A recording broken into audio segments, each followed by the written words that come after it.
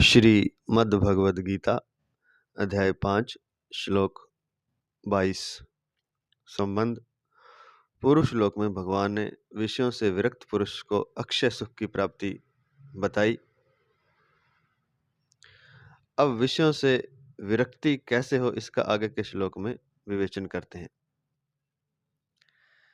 ये ही संस्पर्शजा भोगा दुःखयोनय एव ते आद्यन्तवन्तः कौन्तेय न तेषु रमते बुधा। क्योंकि हे कुंती नंदन, जो इंद्रियों और विषयों के संयोग से पैदा होने वाले भोग सुख हैं, वे आदि अंत वाले और दुख के ही कारण हैं। अतः विवेकशील मनुष्य उनमें रमण नहीं करता।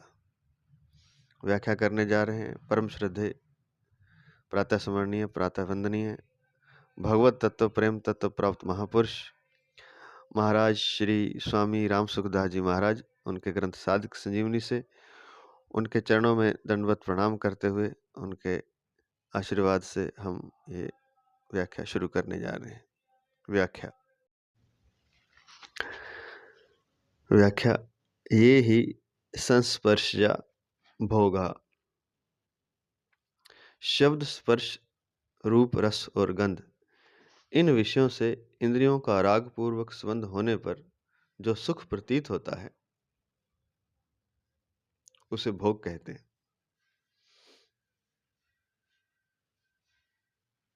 संबंध जन्य अर्थात इंद्रिय जन्य भोग में मनुष्य कभी स्वतंत्र नहीं है।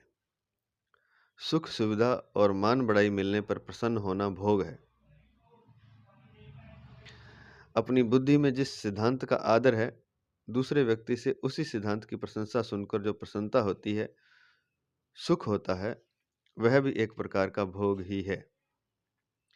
तात्पर्य यह है कि परमात्मा के सिवाय जितने भी प्रकृतिजन्य प्राणी, पदार्थ, परिस्थितियां, अवस्थाएं आदि हैं, उनमें किसी भी प्रकृतिजन्य करण के द्वारा सुख की अनुभूति करना भोग ही है। शास्त्र सिद्ध भोग तो सर्वथा त्याज्य हैं ही, शास्त्र विहित भोग भी परमात्म प्राप्ति में बाधक होने से त्याज्य ही हैं। कारण कि जड़ता के संबंध के बिना भोग नहीं होता, जबकि परमात्म प्राप्ति के लिए जड़ता से संबंध विच्छेद करना आवश्यक है। 5 विषय हैं जो पांचों इंद्रियों द्वारा जिनका भोग होता है। शब्द, स्पर्श, रूप, रस और गंध। शब्द का भोग कानों द्वारा, स्पर्श का भोग त्वचा द्वारा, रूप का भोग आँख के इंद्रिय द्वारा, रस का भोग जिह्वा द्वारा, गंध का भोग नासिका द्वारा।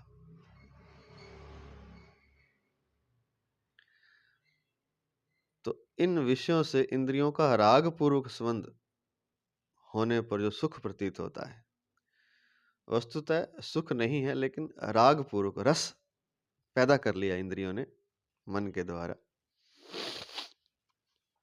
तो इन विषयों से इंद्रियों का राग पूर्वक संबंध होने पर जो राग पूर्वक संबंध होता है शब्द का, कान का शब्द के साथ, तो जो सुख प्रतीत होता है, इसी तरह दूसरी इंद्रियों का, उसे भोग कहते हैं। तो जो सुख प्रतीत होता है वो भोग है, जो आनंद आ रहा है वो भोग है। कब आता है ये? जब शब्द, स्पर्श, रूप, रस और गंध, इन विषयों से इंद्रियां जो हैं, कान, नाक, आँख, जीव, त्वचा, इन इंद्रियों का जब राग पूर्वक संबंध होता है, तब शब्द अपने आप में कोई सुख नहीं दे सकता और कान अपने आप में कोई आनंद नहीं दे सकता। लेकिन जब दोनों का संबंध होता है राग पूर्वक, बिना संबंध के ये सुख नहीं दे सकते। तो संबंध पूर्वक ही, राग पूर्वक संबंध होने पर ही सुख प्रतीत होता है, जिसे भोग कहते हैं। और इस भोग में जो इंद्रिय जन्य भोग है या संबंध जन्य है, जब संबंध होता है तो इसमें मनुष्य कभी स्वतंत्र नहीं है।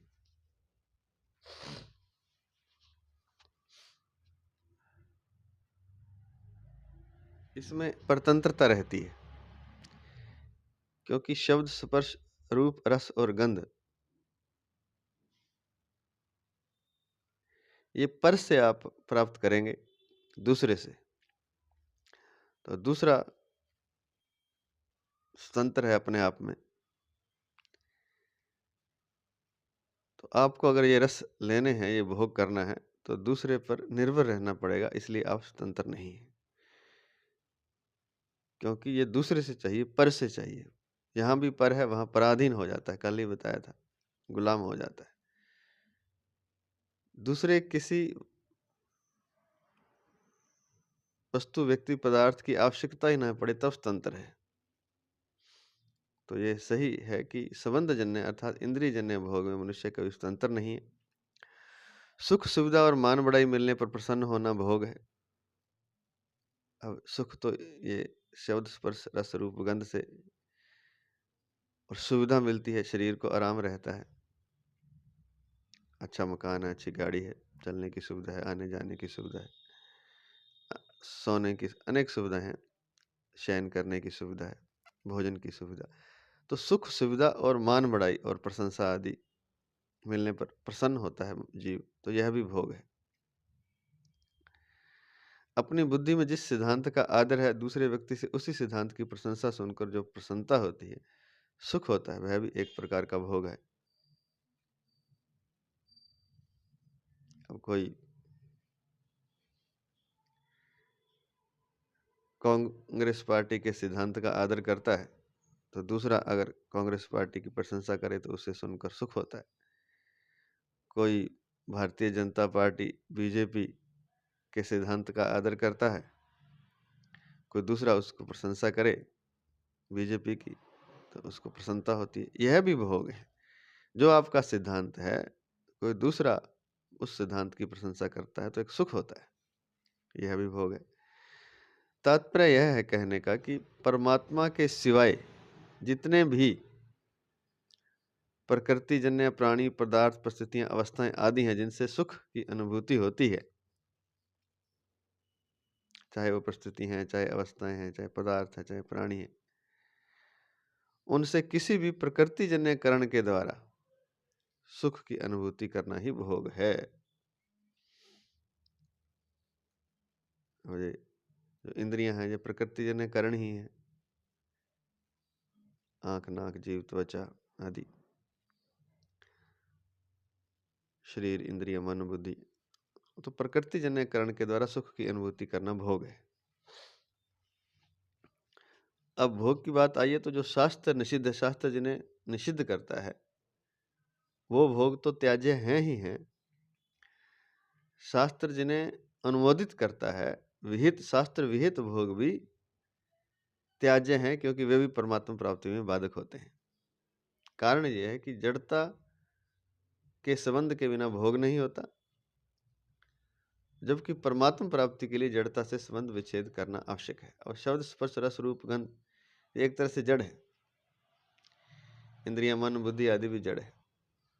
तो जड़ता से जब तक संबंध नहीं बनता तब तक भोग नहीं होता।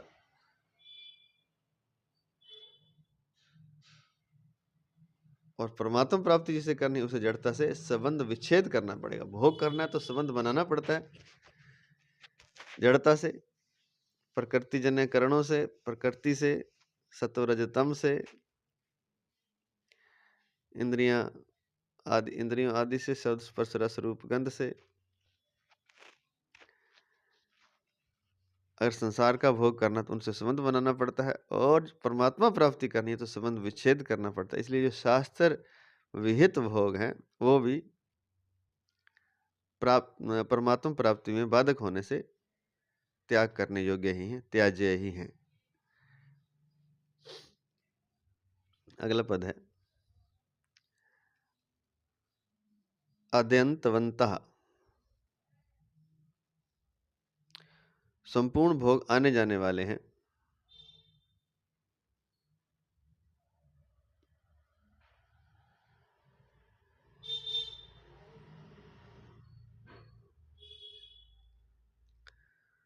अनित्य हैं, परिवर्तनशील हैं।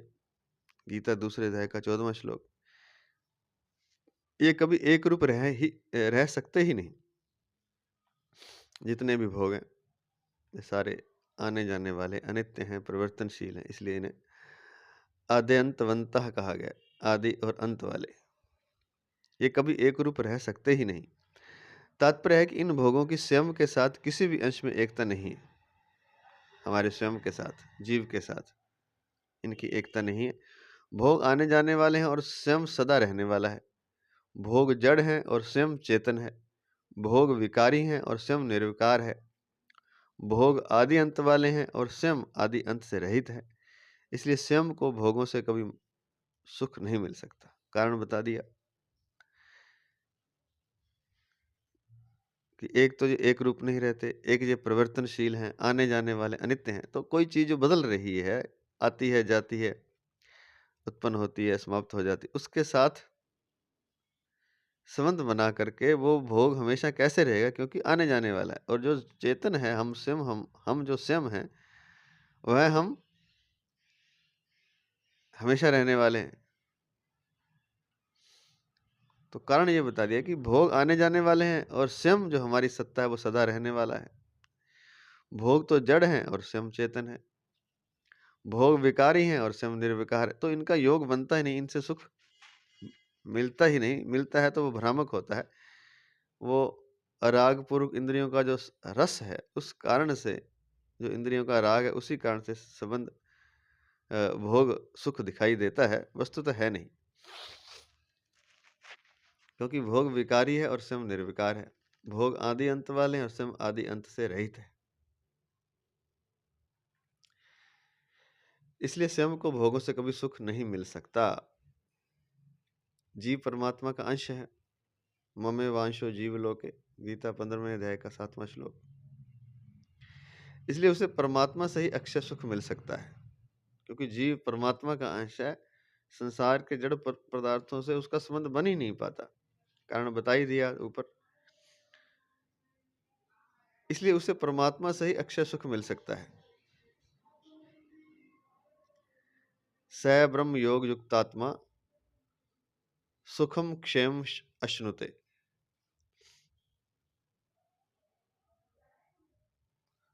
इसका पूरा जो संधि विच्छेद है वो ये है, स ब्रह्म योग युक्तात्मा सुखम अक्षयम अश्नुते। गीता 5वें अध्याय का 21वां श्लोक, पिछला श्लोक जो हमने कल किया था। क्योंकि परमात्मा सुख रूप है, अक्षय है, कभी समाप्त होने वाला नहीं है। और अश्नुते अनुभव करता है कौन? ब्रह्म योग युक्त आत्मा, ब्रह्म में अभिन्न भाव से स्थित मनुष्य। तो उसे परमात्मा से ही अक्षय सुख मिल सकता है। भोग आने जाने वाले हैं, इस तरफ ध्यान जाते ही सुख दुख का प्रभाव कम हो जाता है। इसलिए आद्यंतवंतः पद भोगों के प्रभाव को मिटाने के लिए औषध रूप है।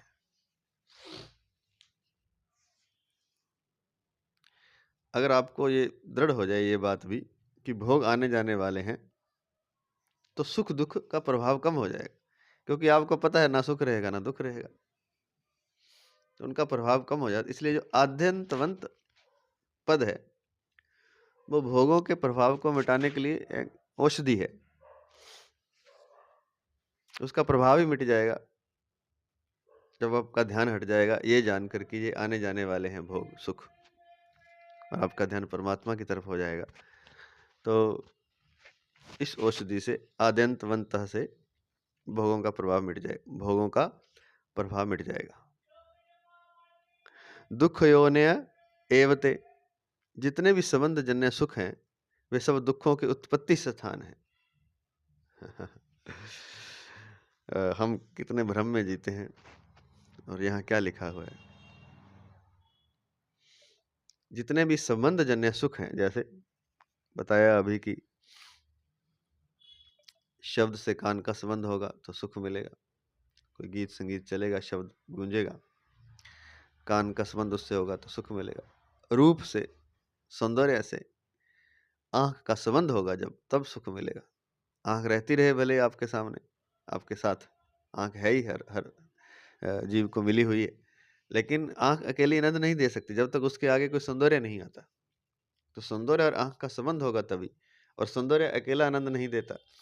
अब फूल खिला हुआ है कहीं सुंदर आपके बगीचे में, आपने नहीं देखा, तो फूल आनंद नहीं दे पाएगा। तो संबंध जन्य सुख है, ये संबंध बनता है इंद्रियों का और विषयों का, तब सुख मिलता है। अब महाराज जी क्या कह रहे हैं, गीता क्या कह रही है, दुख योनय एवते।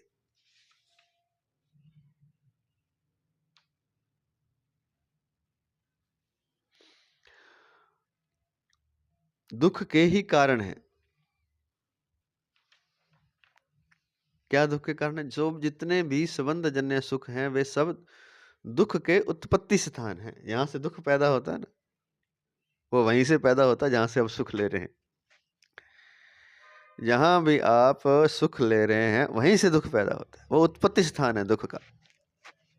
तो आप तो गए थे सुख लेने, लेकिन दुख वहां से उत्पन्न हो जाएगा। सोच के तो आपने आम का पौधा लगाया था, लेकिन उगेंगे कांटे वहां पर, पक्की बात है ये।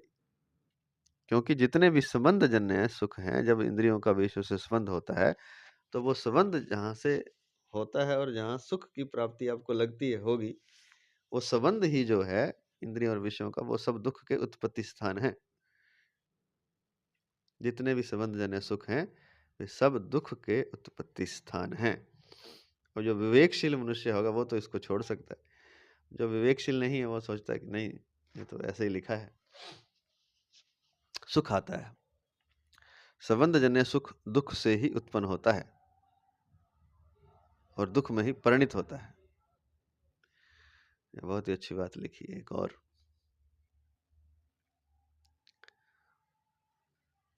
जो संबंध जन्य सुख है वो उत्पन्न भी दुख से होता है और उसकी परिणति, उसका परिणाम भी दुख होता है। क्या बात है! ऐसा नहीं कि संबंध जन्य सुख है वो दुख के वहां से बाद में उत्पन्न होगा, पहले भी दुख ही है। संबंध जन्य सुख दुख से ही उत्पन्न होता है और दुख में ही परिणित होता है, परिणाम में भी उससे दुख मिलता है। कारण बता रहे हैं, पहले वस्तु के अभाव का दुख होता है, पहले दुख होता है, इसलिए दुख के कारण ही तो संबंध जन्य सुख ढूंढता है वो। तो पहले किसी वस्तु के अभाव का, व्यक्ति के अभाव का दुख होता है, तभी उस वस्तु के मिलने पर सुख होता है। वस्तु के अभाव का दुख जितनी मात्रा में होता है, वस्तु के मिलने का सुख भी उतनी ही मात्रा में होता है। भोगी व्यक्ति दुखों से नहीं बच सकता, कारण कि भोग जड़ता के संबंध से होता है और जड़ता का संबंध ही जन्म मरण रूप महान दुख का कारण है। पतंजल योग दर्शन में कहा गया है,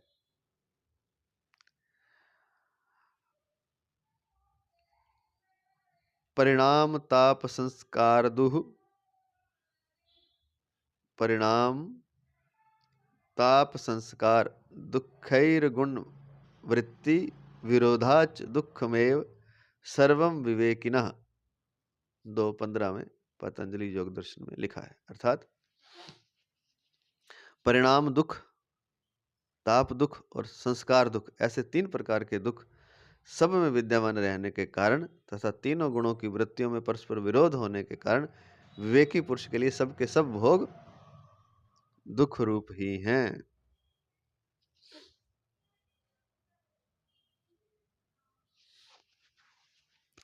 तो बात चल रही थी कि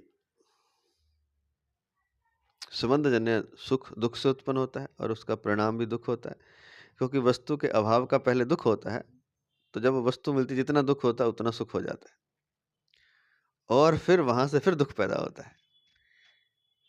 हम देखते ही हैं जीवन में, कोई चीज नहीं थी तो वो दुख था, मिलने से ऐसे सुख का एक भ्रम सा पैदा होता है, सुख मिलता है, ऐसे लगता है सुख मिला, लेकिन वो भी दुख का उत्पत्ति स्थान है, बाद में फिर उससे दुख पैदा होता है।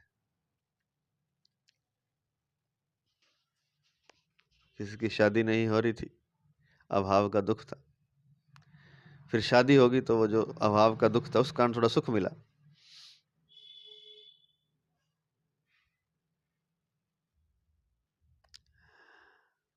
लेकिन धीरे धीरे पता चला कि इस संबंध से भी दुख पैदा हो रहा है, किसी के पास गाड़ी नहीं थी, कार नहीं थी, तो अभाव का दुख था। कार मिल गई तो थोड़ा भ्रम हुआ सुख का, और फिर पता चला कि ये तो झंझट है, कार रखना एक झंझट है, बीमा भी करवाना है, साफ सफाई भी प्रतिदिन करनी है, संभाल के भी रखना है, कहीं लग ना जाए चिंता भी रहती है, तेल भी डालना है, बहुत कुछ। तो वस्तु के अभाव का दुख जितनी मात्रा में होता है, वस्तु के मिलने का सुख भी उतनी ही मात्रा में होता है, और पुनः उससे दुख उत्पन्न होता है, ऐसा कहना चाहते हैं। अब जो भोगी व्यक्ति जो भोग करना चाहता है वो दुखों से कैसे बचेगा, क्योंकि वो तो भोग करेगा ही करेगा, वो सुख चाहेगा भोगों के द्वारा। तो कहते हैं कि भोगी व्यक्ति दुखों से नहीं बच सकता, कारण कि भोग जड़ता के संबंध से होता है, और जड़ता का संबंध ही जन्म मरण रूप महान दुख का कारण है।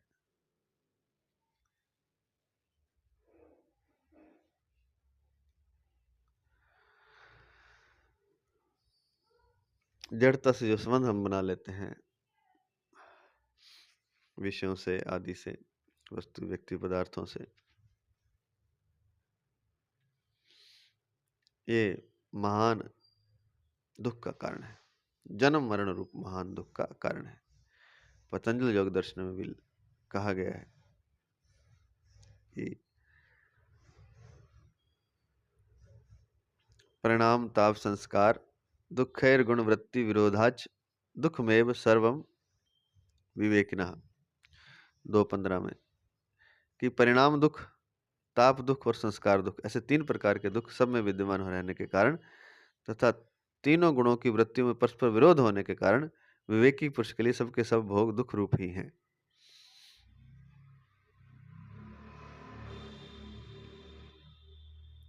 कोई भी वस्तु मिल जाती है तो उसका परिणाम दुख है, ताप दुख है, संस्कार दुख है। ये 3 प्रकार के दुख सब में विद्यमान है। संस्कार के कारण उसमें दुख होता है, ताप के कारण उसमें दुख है, परिणाम में दुख है। तो 3 दुख सब में विद्यमान रहते हैं। दूसरी, तीनों गुणों की वृत्तियों में परस्पर विरोध होने के कारण सत्व रज तम जो है, विवेकी पुरुष के लिए सबके सब भोग दुख रूप ही हैं।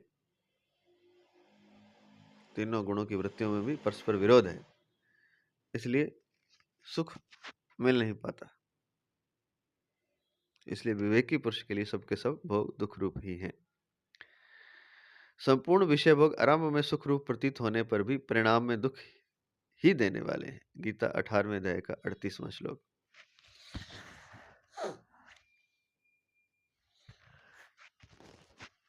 जितने भी विषय भोग हैं, आरंभ में लगता है कि सुख मिलेगा, सुख रूप प्रतीत होते हैं, पर परिणाम में दुख ही देने वाले हैं, क्योंकि भोगों के परिणाम में अपनी शक्ति का ह्रास और भोग्य पदार्थ का नाश होता है। यह परिणाम दुख है। क्यों? जो भी आप भोग भोगने जाते हैं तो आपकी शक्ति का ह्रास होता है, आपकी ऊर्जा नष्ट होती है, तो एक तो ये दुख का कारण है। और भोग्य पदार्थ का नाश होता है, जिसका चीज का भोग कर लिया वो समाप्त हो जाएगी चीज, तो यह इसको बोलते हैं परिणाम दुख। भोग भोग लिया, आपकी शक्ति भी चली गई और उस भोग्य पदार्थ का भी नाश हो गया। इस कारण भोग का परिणाम जो है दुख है, इसलिए इसे परिणाम दुख कहते हैं। कारण बता दिया, शक्ति का ह्रास होता है और भोग्य पदार्थ का नाश होता है। दूसरे व्यक्तियों के पास अपने से अधिक भोग देखने से, अपने इच्छा अनुसार पूरे भोग न मिलने से, भीतर भोगों की आसक्ति होने पर भी भोग भोगने की सामर्थ्य न होने से तथा प्राप्त भोगों के बिछुड़ जाने की आशंका से भोगों के पास रहते हुए भी हृदय में संताप रहता है। यह ताप दुख है। 3 प्रकार के दुख बताए हैं ना, परिणाम, ताप, संस्कार, दुख। तो ताप दुख क्या है कि दूसरों के पास तो बहुत सारी चीजें हैं भोग भोगने के लिए, हमारे पास तो है नहीं। गाड़ी है, बंगला है, सब कुछ है, पुरुष हैं, स्त्री हैं, तो दूसरों के पास भोग अधिक हैं, तो ये भी दुख होता है। और अपनी इच्छा अनुसार हमें भोग नहीं मिलते, जो हम चीज़ चाहते हैं हर चीज़ तो मिलती नहीं हर व्यक्ति को, तो पूरे भोग न मिलने से भी दुख होता है। और अगर मिल भी जाएं, भोग भोगने की सामर्थ्य नहीं, अब रसगुल्ला खा नहीं सकते, डॉक्टर ने मना कर दी। भीतर भोगों की आसक्ति होने पर भी भोग भोगने की सामर्थ्य नहीं, शक्ति क्षीण है, काम भोग कर नहीं सकते। तो भीतर भोगों की आसक्ति होने पर भी भोग भोगने की सामर्थ्य न होने से तथा और जो प्राप्त भोग है कहीं वो बिछड़ न जाए, उसकी आशंका से भोगों के पास रहते हुए हृदय में संताप रहता है। तो ये 4-5 चीजें हैं, ये सारी ताप दुख है।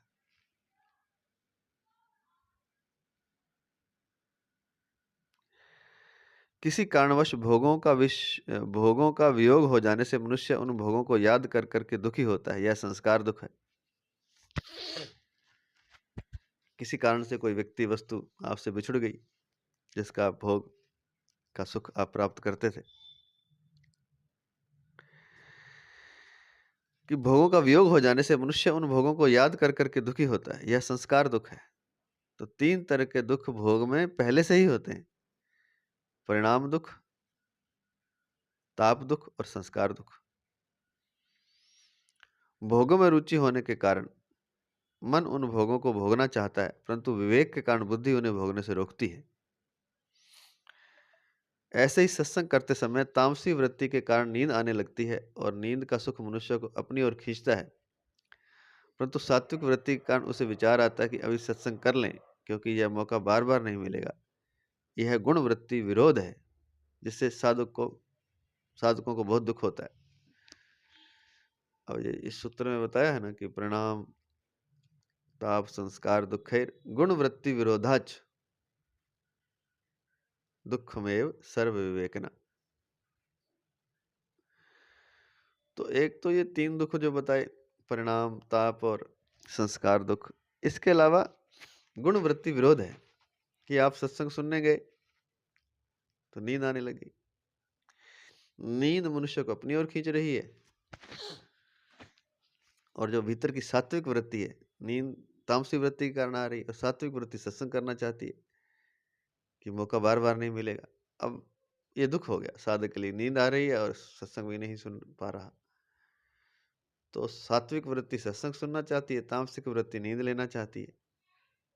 तो यह गुण वृत्ति निरोध है, जिससे साधक को बहुत दुख होता है।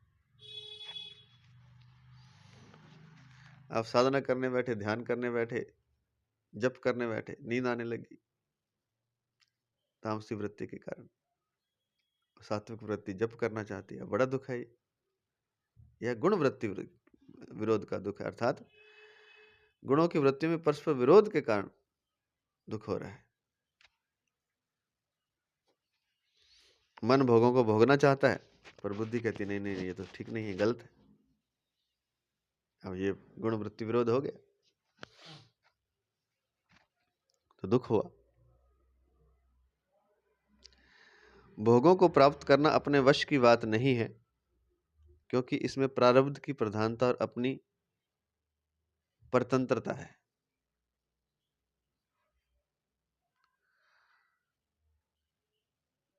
भोग किसको कितने मिलेंगे, यह प्रारब्ध की उसमें प्रधानता है कि पिछले कैसे आपने कर्म किए हैं, कितना सुख आप मिलेगा उस पर डिपेंड करता है। प्रारब्ध की प्रधानता और अपनी परतंत्रता है। परंतु भगवान की प्राप्ति प्रत्येक मनुष्य कर सकता है, क्योंकि उनकी प्राप्ति के लिए ही मनुष्य शरीर मिला है। भगवान की प्राप्ति प्रत्येक मनुष्य कर सकता है, क्योंकि भगवान की प्राप्ति के लिए ही भगवान ने मनुष्य शरीर दिया है। तो यह तो कर ही सकता है हर कोई। भोग 2 मनुष्यों को भी समान रूप से प्राप्त नहीं हो सकते, पर भगवान मनुष्य मात्र को समान रूप से प्राप्त हो सकते हैं। भोग तो 2 मनुष्यों को भी बराबर नहीं प्राप्त होते, कुछ ना कुछ डिफरेंस रहेगा। जो एक व्यक्ति को जो भोग मिले हैं, वो दूसरे व्यक्ति को उतने सारे भोग उस तरह से नहीं मिल सकते। लेकिन दो में भी डिफरेंस रहेगा। और जबकि परमात्मा तो सारी मनुष्य जाति को समान रूप से प्राप्त हो सकते हैं, पर भगवान मनुष्य मात्र को समान रूप से प्राप्त हो सकते हैं। सतयुग आदि में बड़े बड़े ऋषियों को जो भगवान प्राप्त हुए थे, वही आज कलयुग में भी सबको प्राप्त हो सकते हैं। भोगों की प्राप्ति सदा के लिए नहीं होती और सबके लिए नहीं होती, परंतु भगवान की प्राप्ति सदा के लिए होती है और सबके लिए होती है। तात्पर्य यह हुआ कि भोगों जड़ता की प्राप्ति में तो विभिन्नता रहती ही है, भोगों अर्थात जड़ता की प्राप्ति में तो विभिन्नता रहती ही है, पर उनके त्याग में सब एक हो जाते हैं। त्याग करते ही सब एक हो जाते हैं। एव पद का तात्पर्य है कि भोग निस्संदेह और निश्चित रूप से दुख के कारण है। उनसे सुख प्रतीत होने पर भी वास्तव में सुख का लेश भी नहीं है, सुख प्रतीत हो रहा है मात्र, बस ये बात है। सुख है नहीं, सुख की प्रतीति है, एक भ्रम है, एक झूठा एक हमारा भाव है, हमारे रस के कारण वो सुख लग रहा है, वस्तुतः है नहीं।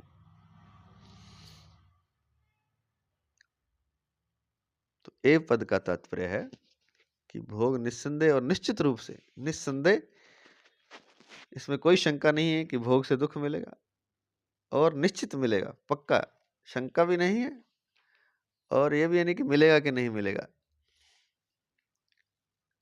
निस्संदेह और निश्चित रूप से दुख के कारण है भोग।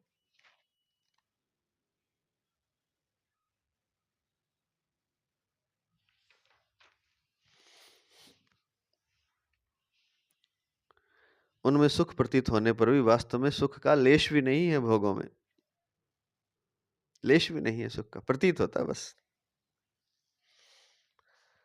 जैसे स्वप्न में हमें कुछ प्रतीत हो जाए सुख, वास्तव में तो है नहीं, तो मात्र प्रतीत हो रहा है, भ्रम हो रहा है।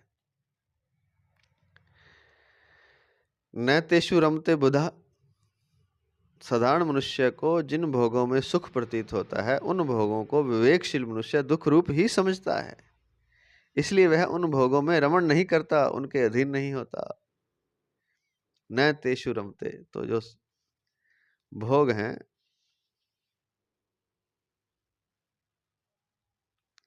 ये ही संस्पर्शजा भोगा दुःखयो न एवते।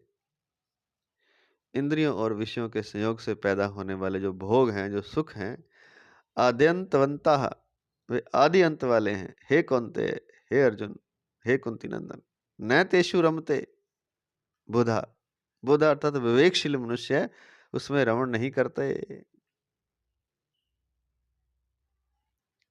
विवेकशील मनुष्य उसमें रमण नहीं करता। न तेषु रमते बुधा, क्यों? क्योंकि ये इंद्रियों और विषयों के संयोग से उत्पन्न हो रहे हैं, भ्रम, भ्रामक हैं ये ही संस्पर्शजा भोगा दुःखयो न एवते, दुख के ही कारण है।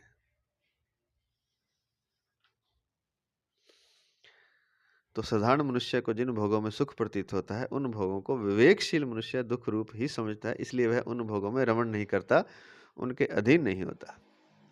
वो पहले से ही भोग भोगने के समय पहले से ही वह समझ जाता है कि दुख मिलेगा, इसलिए भोग भोगता ही नहीं, भोगों में रमण ही नहीं करता, उसके अधीन ही नहीं होता।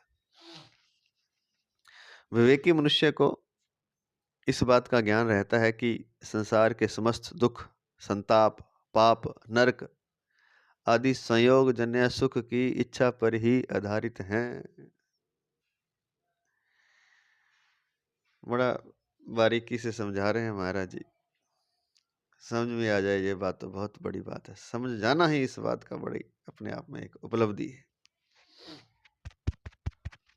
विवेकी मनुष्य को यह ज्ञान रहता है पहले से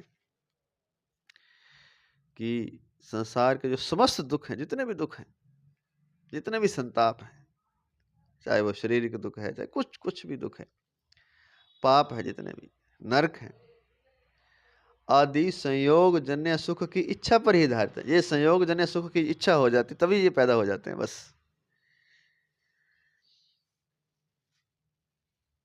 इसलिए तो वो इच्छा ही तो दिक्कत है, कहा था कल भी,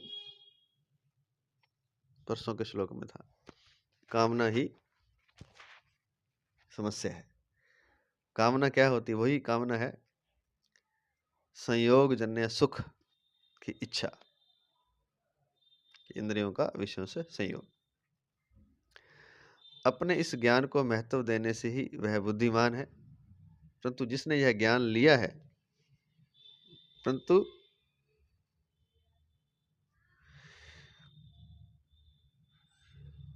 जिसने यह जान लिया है कि भोग दुखप्रद हैं, किसी भी भोग की कामना करता है और उनमें ही रमण करता है, परंतु जिसने यह जान लिया है कि भोग दुखप्रद हैं, फिर भी भोगों की कामना करता है और उनमें ही रमण करता है, वह वास्तव में अपने ज्ञान को पूर्ण रूप से महत्व न देने के कारण बुद्धिमान कहलाने का अधिकारी नहीं है। अपने ज्ञान को महत्व देने वाला बुद्धिमान मनुष्य भोगों की कामना और उनमें रमण कर ही नहीं सकता। अब किसी को पता भी चल जाए, जैसे हमें अब सुनते हुए पता चल गई ये बात कि संयोग जन्य जो सुख है, जो उसकी इच्छा है, वही समस्त दुख, संताप, पाप, नरक आदि के कारण है। अगर हम इस बात को, इस ज्ञान को महत्व देते हैं तो हम बुद्धिमान हैं, लेकिन हमें पता चल गई ये बात और फिर भी हम इसको महत्व नहीं दे रहे, तो हम बुद्धिमान कहलाने के अधिकारी नहीं, क्योंकि हम अपने ज्ञान को पूर्ण रूप से महत्व नहीं दे रहे। भोग दुखप्रद हैं, फिर भी भोगों की कामना करते हैं और उनमें रमण करते हैं। अपने ज्ञान को महत्व देने वाला बुद्धिमान मनुष्य भोगों की कामना और उनमें रमण कर ही नहीं सकता। इसका मतलब यही, अगर हम फिर भी ज्ञान जानकर भी, ये बात जानकर भी भोगों की कामना करते हैं और उनमें रमण करना चाहते हैं, तो वास्तव में अपने ज्ञान को पूर्ण रूप से महत्व नहीं दे रहे और हम बुद्धिमान कहलाने का अधिकारी नहीं है। बुद्धिमान कहने का अधिकारी है जिसको ये पता है, वो तुरंत भोगों को त्याग देता है, भोगों की कामना ही त्याग देता है, संयोग जन्य सुख की इच्छा ही त्याग देता है, क्योंकि उसे पता है ये संयोग जन्य सुख जो है, इंद्रियों का जो विषयों से संयोग है, आंख, नाक, जीभ, त्वचा, कान आदि, शब्द, स्पर्श, रस, रूप, गंध, ये इंद्रियां शब्द, स्पर्श, रस, रूप, गंध विषयों से जब संयोग करेंगी, ये संयोग जन्य जो सुख की इच्छा भी, संयोग जन्य सुख तो दुख का कारण है ही, इसकी इच्छा भी दुख, संताप, पाप, नरक, समस्त जो संसार के दुख हैं, एक आधा नहीं, जितने भी संसार में दुख हैं, जितने भी संताप हैं, जितने भी पाप हैं, जितने भी नरक हैं, वो इसी एक कारण से होते हैं, संयोग जन्य सुख की इच्छा के कारण। अगर संयोग जन्य सुख की इच्छा हम त्याग दें तो कोई दुख, कोई संताप, कोई पाप, कोई नरक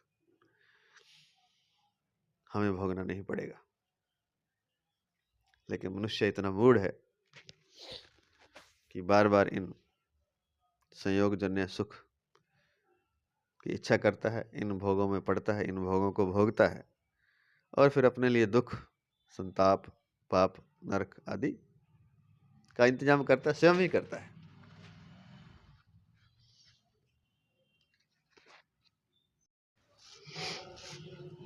परिशिष्ट भाव वस्तु, व्यक्ति और क्रिया के संबंध से होने वाला सुख दुखों का कारण है। वस्तु, व्यक्ति और क्रिया, दो ही चीजें हैं, या तो व्यक्ति है या कोई वस्तु, बस दो ही होता है वैसे में, और इनसे ही हम सुख चाहते हैं, किसी व्यक्ति से चाहते हैं या फिर किसी वस्तु से। वस्तु के अंदर सब कुछ आ गया, पदार्थ आ गए, सब कुछ आ गया, व्यक्ति के अंदर सारे रिश्ते नाते आ गए। वस्तु, व्यक्ति और फिर जो क्रिया होती है, क्योंकि संयोग होगा जब ही तो सुख होगा, संयोग जन्य सुख है। तो वस्तु, व्यक्ति और क्रिया के संबंध से होने वाला सुख दुखों का कारण है। वस्तु, व्यक्ति और क्रिया के संबंध से होने वाला सुख दुखों का कारण है। सुख के भोगी को नियम से दुख भोगना ही पड़ता है, नियम से, बिल्कुल नियम से। सुख के भोगी को नियम से दुख भोगना ही पड़ता है। सुख की आशा, कामना और भोग से वास्तव में सुख नहीं मिलता, परंतु तो दुख ही मिलता है, वास्तव में सुख नहीं मिलता। सुख की आशा से, कामना से, भोग से दुख ही मिलता है। भोगों का संयोग अनित्य है और वियोग नित्य है। मनुष्य अनित्य को महत्व देकर ही दुख पाता है। उसको विचार करना चाहिए कि क्या सुख चाहने से सुख मिल जाएगा और दुखों का नाश हो जाएगा। सुख की इच्छा करने से न तो सुख मिलता है और न दुख मिटता है। दुख को मिटाने के लिए सुख की इच्छा करना दुख की जड़ है।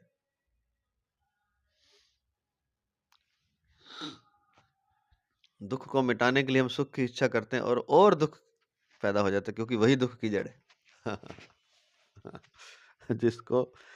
जिस दुख को मिटाने के लिए जिस सुख को हम ला रहे हैं, जिस सुख की सोच बना रहे हैं, जिस सुख की इच्छा कर रहे हैं, जिस सुख को घर लाना चाह रहे हैं, वही तो दुखों की जड़ है। ये बड़ी भ्रांति है, बड़ी बेबूझ पहेली है।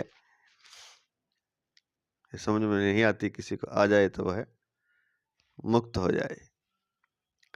एक दुख का भोग होता है और एक दुख का प्रभाव होता है।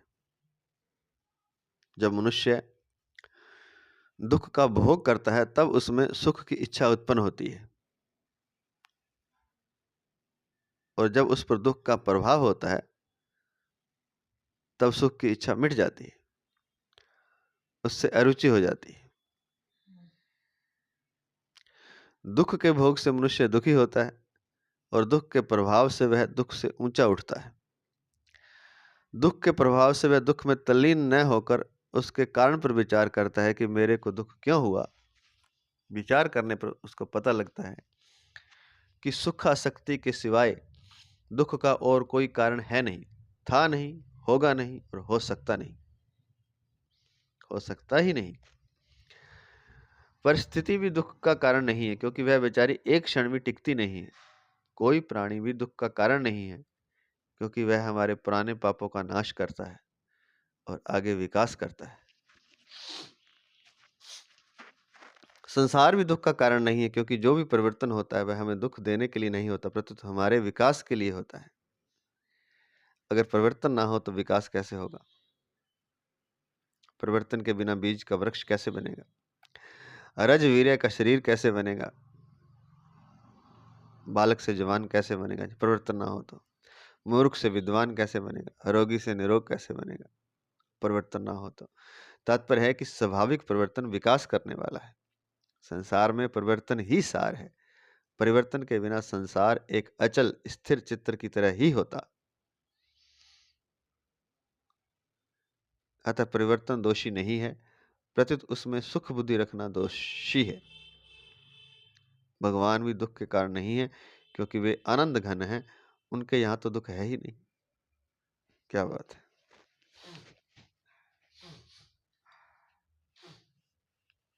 इसको समझते हैं थोड़ा ध्यान से। कहते हैं कि एक दुख का भोग होता है और एक दुख का प्रभाव होता है। जब मनुष्य दुख का भोग करता है तब उसमें सुख की इच्छा उत्पन्न होती है।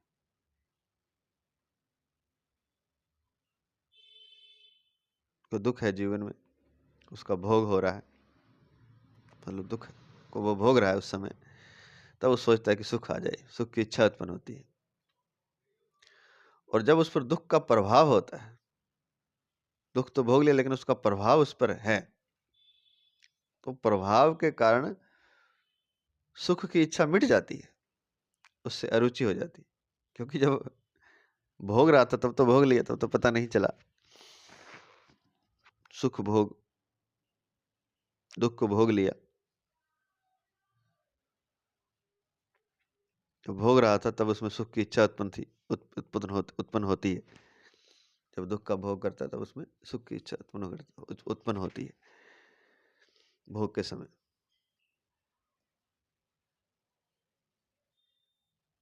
जब दुख आ गया जीवन में तो वो चाहता है कि सुख आ जाए, तो दुख का जो भोग कर रहा था उसमें सुख की इच्छा उत्पन्न होती है।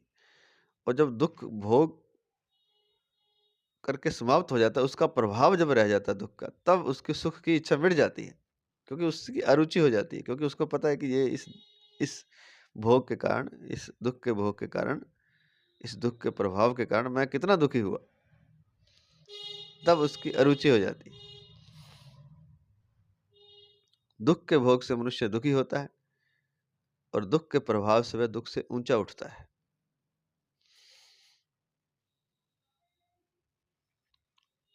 किसी ने शादी की और बड़ा दुख मिला, दुख का भोग किया,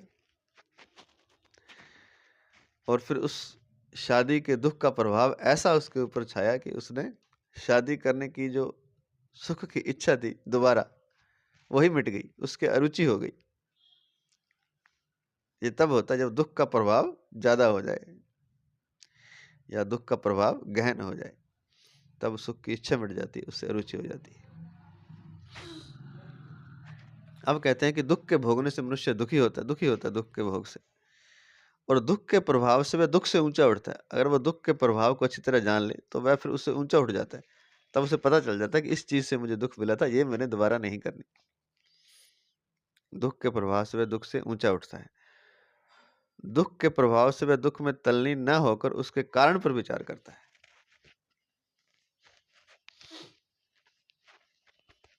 कि मेरे को दुख क्यों हुआ। दुख भोग चुका वो, लेकिन उस दुख में वो लीन नहीं होता, बल्कि विचार करता है विवेकी मनुष्य कि ये दुख मेरे को क्यों हुआ, उसका कारण क्या था।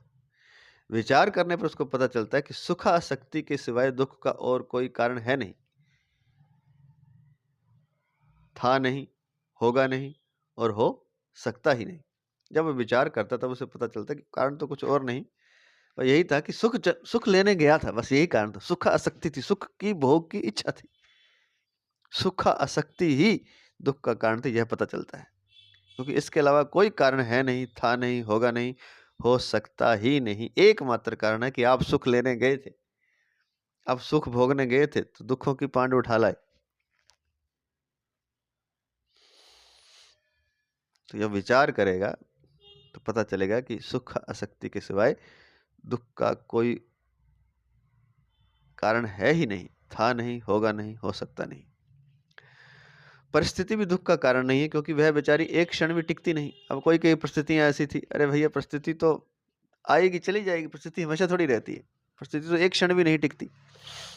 दुख भोग लिया तो वो दुख वाली परिस्थिति तो चली गई, अब प्रभाव रह गया उसका। तो दुख की परिस्थिति जो है, कोई कहते हैं कि परिस्थिति दुख का कारण है, परिस्थितियां ऐसी थी, परिस्थिति नहीं है, क्योंकि वह तो एक क्षण भी टिकती नहीं।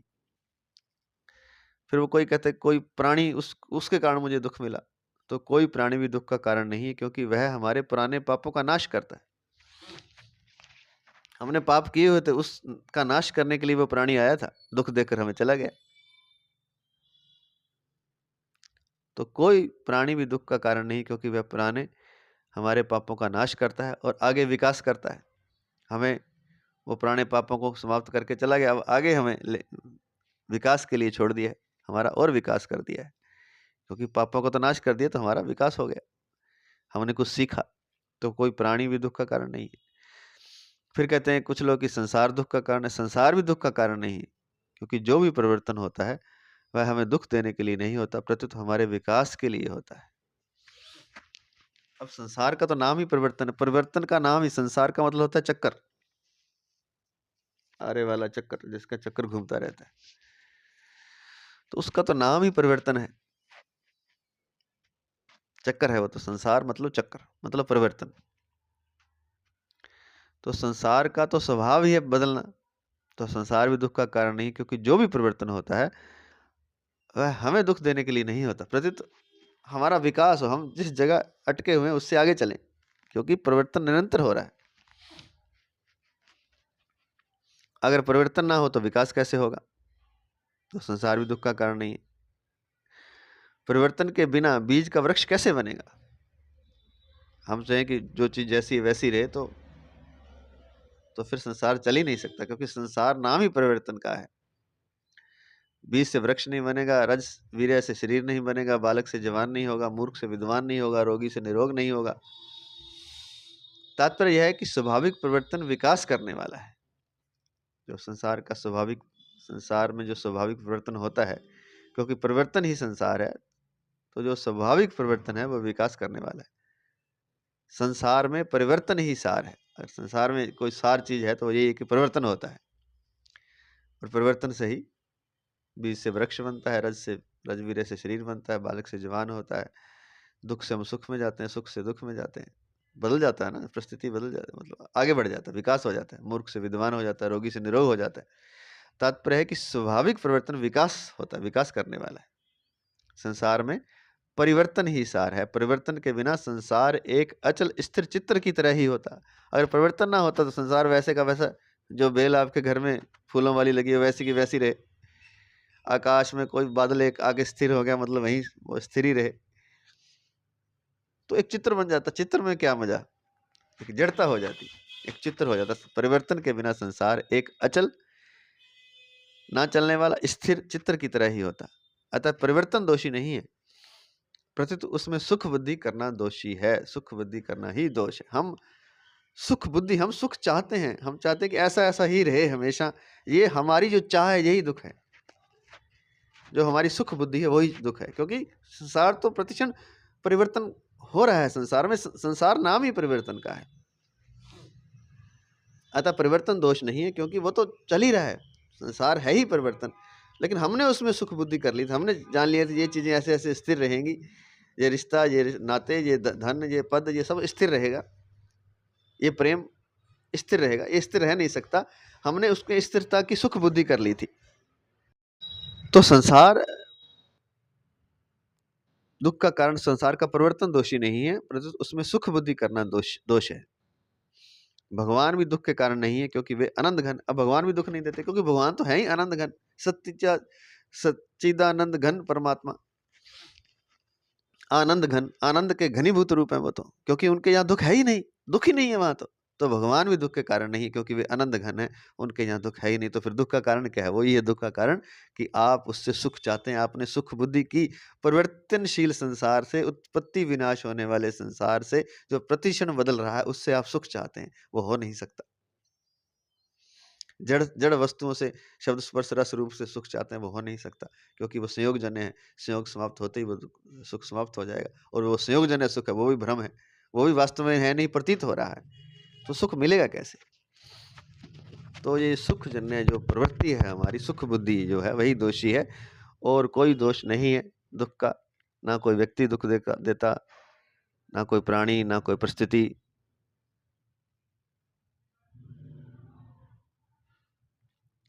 सुख आसक्ति, जो सुख बुद्धि जो है, वही संसार, जो सुख, संसार से जो सुख लेने की इच्छा है, वही दुख देती है। तो हमारी कामना ही दुख देती है। बल्कि संसार अपने हिसाब से अपने आप चल रहा है। कोई प्राणी नहीं दुख देता, कोई परिस्थिति, कोई परिवर्तन, कोई परमात्मा, कोई दुख नहीं देना चाहता। हमारी कामना जड़ तत्व से, परिवर्तनशील तत्व से सुख चाहती है, वही दिक्कत है। न तेषु रमते बुधा, विवेकी मनुष्य भोगों में रमण नहीं करता, क्योंकि भोगों की कामना विवेकियों की नित्य वैरी है। विवेकी पुरुषों की नित्य वैरी कौन है? भोगों की कामना जो है वो विवेकी पुरुष की वैरी है। ज्ञानिनो नित्य वैरिणा, गीता तीसरे अध्याय का 39वां श्लोक हम कर चुके हैं। ज्ञानियों की नित्य वैरी है भोगों की कामना। विवेकी पुरुषों की नित्य वैरी है भोगों की कामना, इसलिए विवेकी मनुष्य भोगों में रमण नहीं करता। न तेषु रमते बुधा, अविवेकी को भोग अच्छे लगते हैं, क्योंकि दोषों में गुण बुद्धि अविवेक से ही होती है। अब वो मूर्ख है जो इसको अविवेकी, तो अच्छा शब्द यूज किया है महाराज जी ने, लेकिन उसको कहेंगे मूर्ख, मूढ़, अज्ञानी,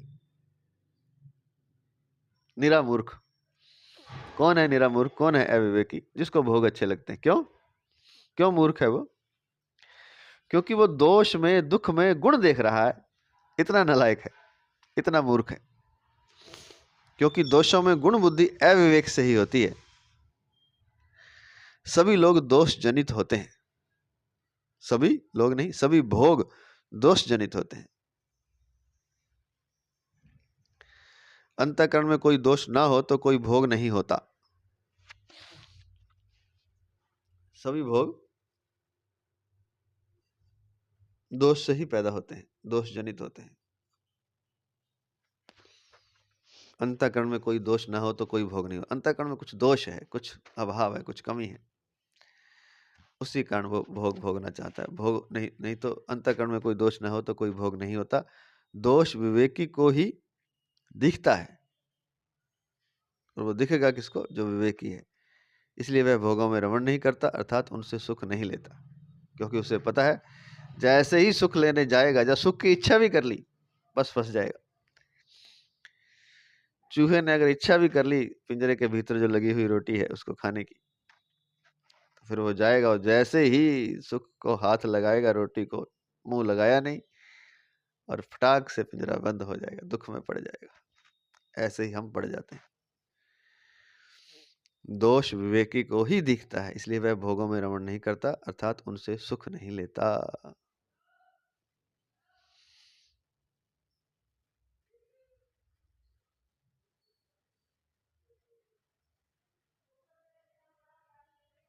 विवेकी मनुष्य उस वस्तु को नहीं चाहता जो सदा उसके साथ ना रहे। क्या बात, बहुत शानदार बात है। ऐसी वस्तु को विवेकी पुरुष नहीं चाहता, वो चाहेगा जो सदा उसके साथ रहे, वो है परमात्मा।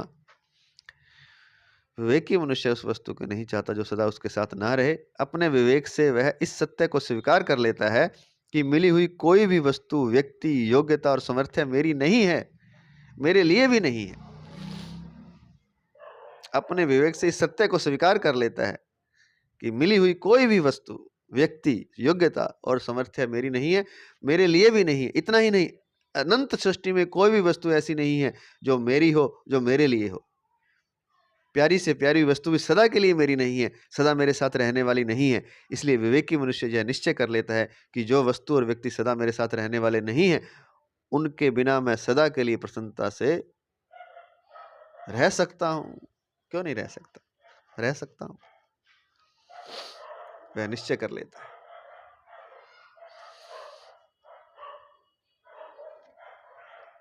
फिर से सुन लें।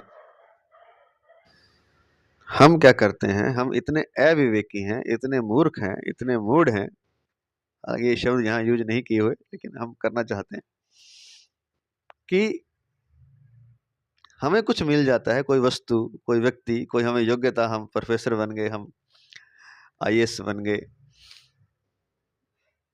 बुद्धि की योग्यता, विद्वान हो गए, और सामर्थ्य मिल गई, कोई बल है, पद है, हम उसको बड़ा अपना मान लेते कि ये मेरी है, दी हुई परमात्मा की है, आपका कुछ नहीं है। लेकिन मूढ़ता ऐसी है कि वस्तु, व्यक्ति, योग्यता और सामर्थ्य को अपनी मान लेता है। लेकिन विवेकी पुरुष को पता है कि ये सामर्थ्य मेरी नहीं है, और मेरे लिए भी नहीं है, ना तो मेरी है ना मेरे लिए। इसको, इसका काम, ये जो मिला है मुझे, जो भी, इसका उपयोग मैंने दूसरों को सुख पहुंचाने के लिए करना है। जो सामर्थ्य, योग्यता, वस्तु मिली है, मेरी नहीं है और मेरे लिए भी नहीं है। विवेकी पुरुष इतना ही नहीं, अनंत सृष्टि में कोई भी वस्तु मेरी नहीं है। पूरी सृष्टि में कोई भी वस्तु नहीं है जो मेरी हो और मेरे लिए, ऐसी कोई वस्तु ही नहीं है। तो सच में ऐसा है। प्यारी से प्यारी वस्तु भी सदा के लिए मेरी नहीं है, सदा मेरे साथ रहने वाली नहीं। कुछ भी प्यारी से प्यारी वस्तु जो मुझे मिल चुकी है, वो भी मेरी नहीं है, वस्तु, व्यक्ति जो भी है, और सदा मेरे साथ रहने वाली भी नहीं है। ये भी पक्की बात है, सब जानते हैं इस बात को। सदा कोई किसी के साथ रह सकता? क्योंकि हम ही स्वयं मिट जाएंगे एक दिन। तो प्यारी सी प्यारी वस्तु भी सदा के लिए मेरी नहीं है, सदा मेरे साथ रहने वाली नहीं है। इसलिए विवेकी मनुष्य यह निश्चय कर लेता है। क्या निश्चय करता है? ये बहुत बड़ा निश्चय है, और ये निश्चय कोई कर ले तो परमात्मा उसे मिला ही हुआ है। परमात्मा कहीं गया थोड़ी है। जैसे द्रौपदी कहती है अर्जुन आदि से कि परमात्मा कहीं, कृष्ण कहीं चले थोड़ी गए हैं। इसलिए विवेकी मनुष्य यह निश्चय कर लेता है कि जो वस्तु और व्यक्ति सदा मेरे साथ रहने वाले नहीं है, जो मुझे पता है जो मेरे साथ रहने वाले नहीं है, उनके बिना मैं सदा के लिए प्रसन्नता से रह सकता हूँ। ये निश्चय कर ले, दृढ़ निश्चय कर ले कि जो मेरे साथ रहने वाले नहीं है, वस्तु, व्यक्ति, उनके बिना मैं रह सकता हूँ प्रसन्नता से सदा के लिए। बस ये निश्चय करते ही मैं प्रसन्न हो जाएगा, दुखों से मुक्त हो जाएगा। बस इतना ही करना है। विवेकी मनुष्य